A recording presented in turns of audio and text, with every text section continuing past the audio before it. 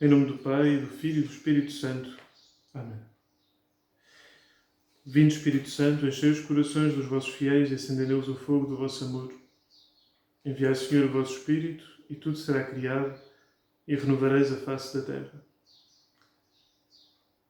Deus de bondade, que iluminaste os corações dos vossos fiéis com a luz do Espírito Santo, tornai-nos dóceis às suas inspirações, para apreciarmos retamente todas as coisas e gozarmos sempre da sua consolação. Por nosso Senhor Jesus Cristo, vosso Filho, que é Deus convosco na unidade do Espírito Santo. Amém. São Francisco Xavier, rogai por nós. Em nome do Pai, do Filho e do Espírito Santo. Amém. Olá, mais uma vez, bem-vindos a um comentário do Evangelho de domingo. Hoje, domingo 12º do Tempo Comum. O Evangelho é de São Mateus, do capítulo 10, e vai-nos falar um pouco da coragem, do medo nas perseguições. Então ouvimos o que Jesus nos diz hoje. Naquele tempo disse Jesus aos seus discípulos: Não tenhais medo dos homens, pois nada há encoberto que não venha a descobrir-se, nada há oculto que não venha a conhecer-se. O que vos digo às escuras, dizei-o à luz do dia, e o que escutais ao ouvido, proclamai-o sobre os telhados. Não temais os que matam o corpo, mas não podem matar a alma. Temei antes aquele que pode lançar na hiena a alma e o corpo. Não se vendem 2 passarinhos por uma moeda, e nem um deles cairá por terra sem consentimento do vosso Pai. Até os cabelos da vossa cabeça estão todos contados. Portanto, não temais, valeis muito mais do que os passarinhos. A todo aquele que se tiver declarado por mim diante dos homens, também eu me declararei por ele, diante do meu Pai que está nos céus. Mas àquele que me negar diante dos homens, também eu o negarei, diante do meu Pai que está nos céus. Temos então este discurso de Jesus, com esta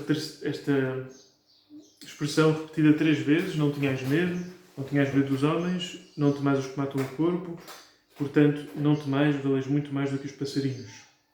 Esta expressão habitual na Sagrada Escritura, tanto no Antigo como no Novo Testamento, porque o medo é, digamos, muito próprio nosso, sobretudo considerada, digamos, a condição do pecado original. É o pecado original que semeia em nós o medo,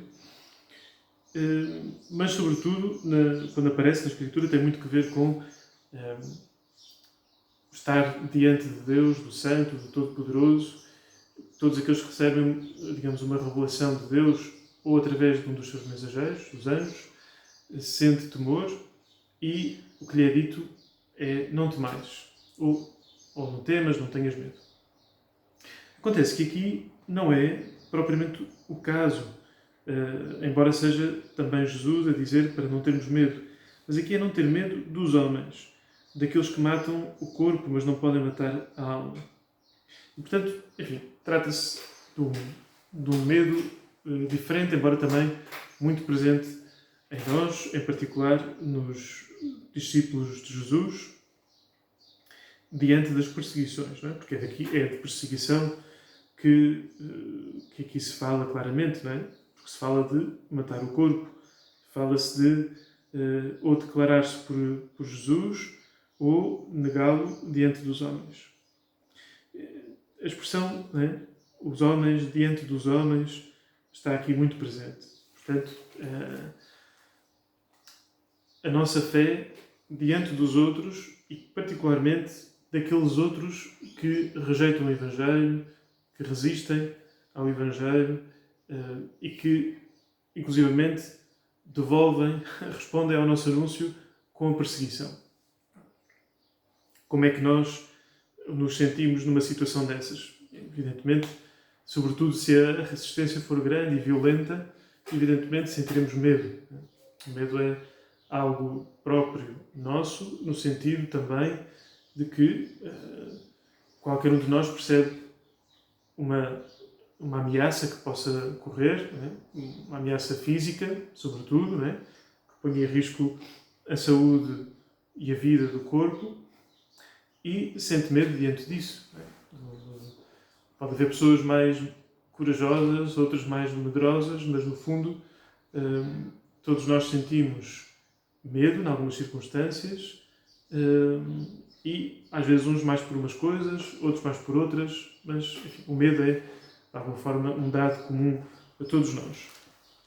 E portanto, se há situação de perseguição, evidentemente há medo também. Não é? Pensemos em tantas situações de perseguição ao longo da história. Não é? Lembremos-nos das histórias dos mártires, etc. Não é? Por exemplo, não é? O exemplo mais conhecido, a Igreja perseguida nos primeiros séculos pelo Império Romano, ameaçada com a fogueira, as feras, os leões, a decapitação, etc. Né? Portanto, várias mortes cruéis, violentas, às quais eram submetidos os cristãos por acreditarem em Jesus e não oferecerem incenso ao imperador, não adorarem o imperador, por aí. E, portanto, imaginemos os cristãos na altura em que o cristianismo era uma religião perseguida, e era perseguida justamente por ser, digamos, exclusiva, no sentido, não adoramos outros deuses, nem César, mas só nosso Senhor Jesus Cristo, o Pai do céu e o Espírito Santo. Não é?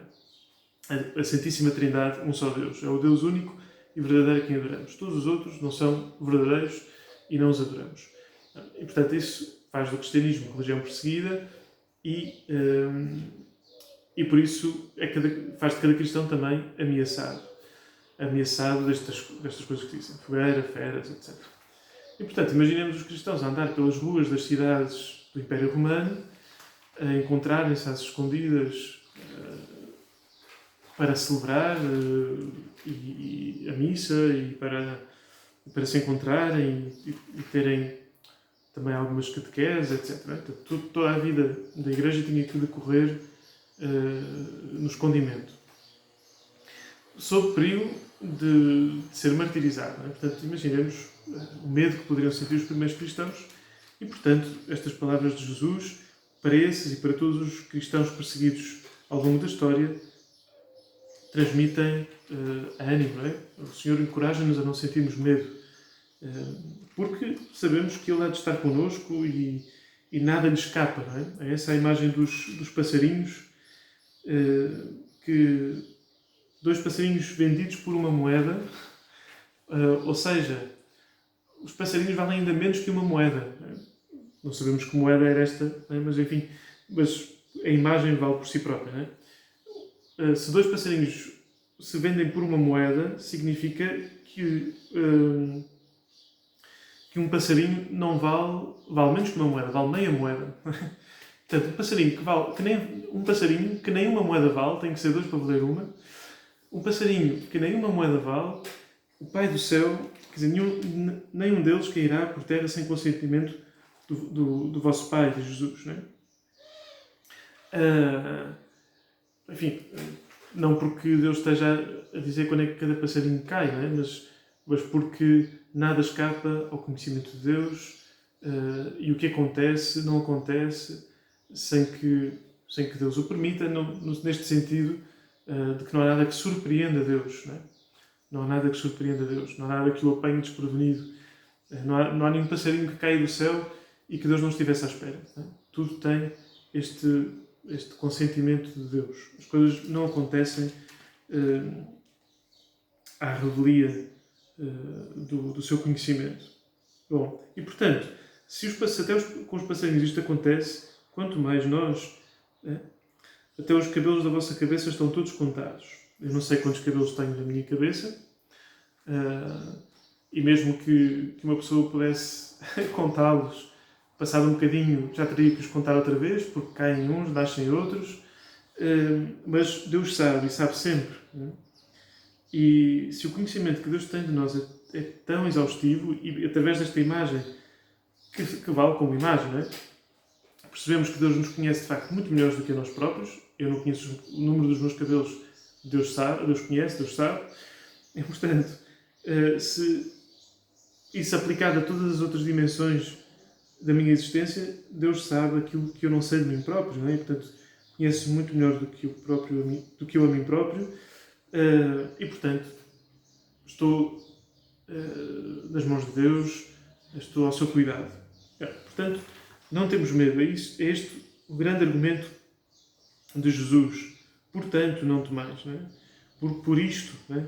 Porque Deus vos conhece assim tão bem e vós valeis muito mais do que os passarinhos, não temais. Não temais os que matam o corpo, mas não podem matar a alma. Portanto, esse instinto de autopreservação, de autodefesa, autoconservação, de sobrevivência, de evitar o perigo, a dor, o sofrimento, a morte, que é em si um bom instinto, tão importante, não é? Mas quando se trata de correr o perigo de que me matem o corpo, mas digamos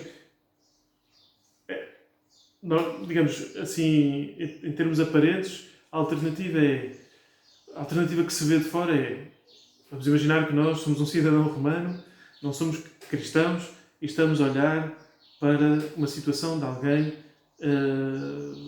prestes a declarar-se por Jesus ou a negá-lo, não é? A gente pensa, bom, a alternativa é simples, ou morre ou vive. Essa é a alternativa.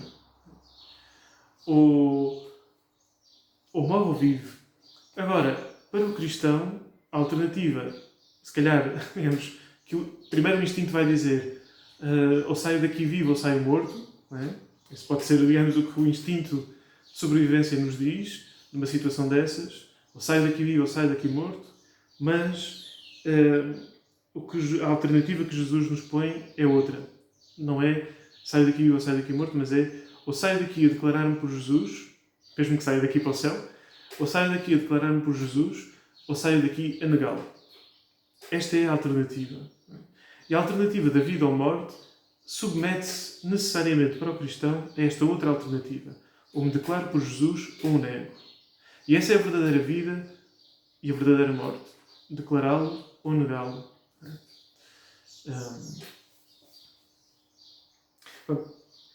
Esta é, digamos, parece-me a ideia do Evangelho de hoje, aquilo que Jesus nos quer dizer. Claro que nós não estamos, mesmo hoje em dia, em muitos sítios, há perseguição, não é, aos cristãos. Mas não é propriamente o caso, pelo menos tão violenta e abertamente, em Portugal e no Ocidente, digamos assim. Existem, evidentemente, casos que podemos assinalar em como na vida social e política há resistência e até perseguição ao Evangelho, mas não, digamos, dessa forma violenta e cruel e aberta, não é? Não sei o que é melhor, o que é pior. Uma coisa terá as suas vantagens e inconvenientes e a outra os seus. Mas o que é certo é que, de facto, este Evangelho não é porque a perseguição não seja violenta ou aberta que este Evangelho não deixa de se aplicar a nós, não é? Como se isto fosse só para os cristãos perseguidos. Em qualquer circunstância, o Evangelho pode e provavelmente encontrará ao menos certa resistência. Né? Resistência na sociedade, resistência em certos círculos onde nós estamos, resistência até por vezes na própria Igreja. O Evangelho também pode encontrar resistência na própria Igreja.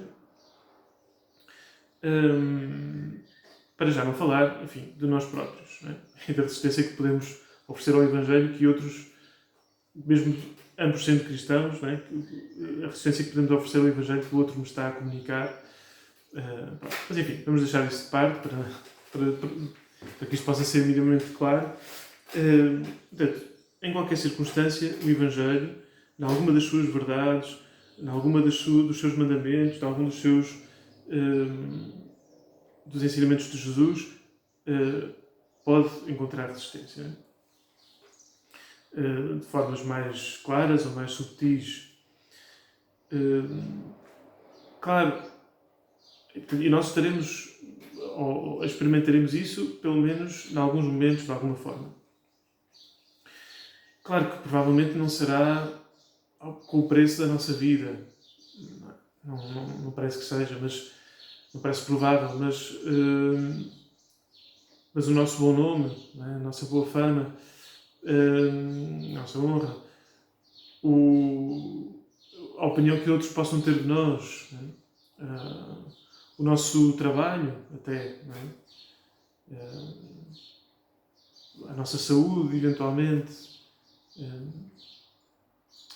enfim, e a estima que outros possam ter por nós, enfim, portanto, pode haver tantas formas de ter medo dos homens e daquilo que eles nos possam fazer, de como nos possam rejeitar por nós nos declararmos por Jesus Cristo. Isso pode acontecer de facto, não é uma situação assim tão improvável na nossa vida, seja qual for a nossa circunstância. Agora, claro, tudo isto são coisas boas, não é? O bom nome, a honra, o trabalho, a estima que outros possam ter por nós, são coisas boas, não é? São coisas boas. Mas é como a vida do corpo, que é uma coisa boa. Não temais os que matam o corpo, mas não podem matar a alma. Então, para nós, se calhar, digamos, aparentemente, a alternativa não é vida ou morte, mas pode ser bom nome ou calúnia, não é? Ou bom nome, humilhação, rejeição. Pode ser trabalho, perder o trabalho, não é? Conservar o trabalho, perder o trabalho. E, nesse sentido, estabilidade económica ou instabilidade económica. Pode ser estima de outros ou, mais uma vez, rejeição ou desprezo, não é? Etc. Não é? E, claro, evidentemente, tudo isto seria, à partida, bom e mau. Mas aqui, mais uma vez, se coloca a questão: a alternativa para o cristão, quando está em causa declarar-se por Jesus ou negá-lo, a alternativa nunca é exatamente nenhuma destas outras, não é?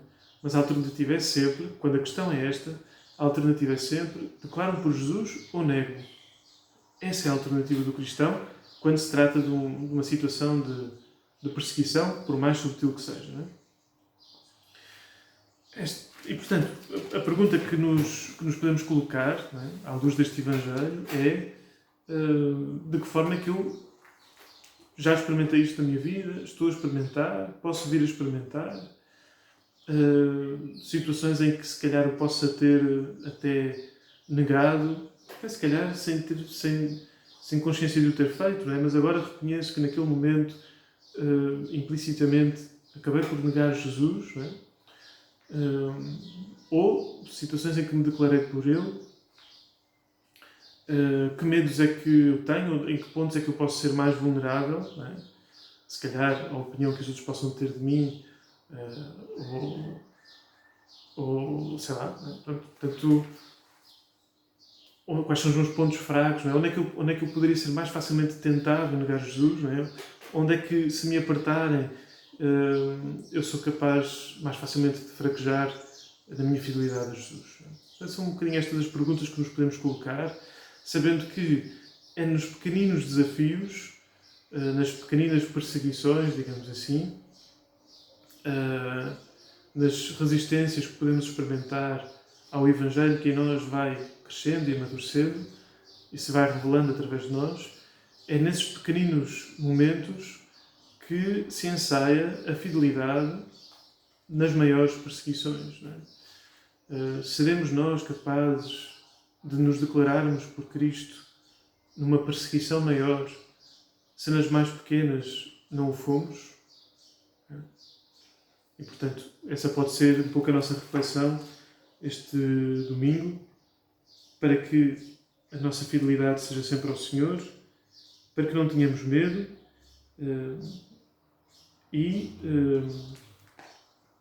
e para que a nossa fé seja mais verdadeira e por isso também nós mais felizes, mais bem-aventurados. Abençoe-vos Deus Todo-Poderoso, Pai, Filho e Espírito Santo.